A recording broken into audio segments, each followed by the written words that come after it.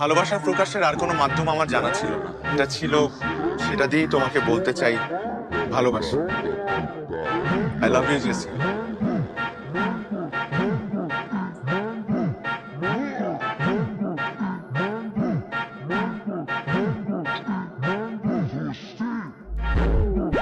How dare you propose me like that? Do you have any idea who I am?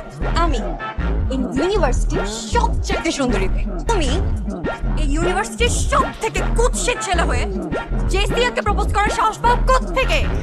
তোমার বাসায় আয়না নাই? নিজের ফেস দেখো। তোমার সাহস হয় কিভাবে? তুমি আসো এই চেহারা নিয়ে আমাকে প্রপোজ করতে, আমাকে ভালোবাসার কথা বলতে। আমি জানো কখনো তোমাকে আমার চোখের সামনে না দেখি।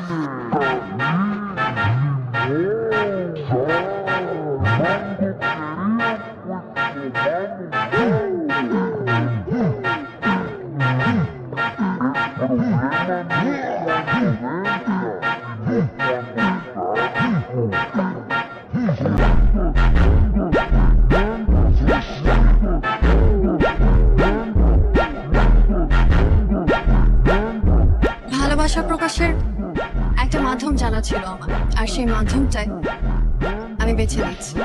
I love you.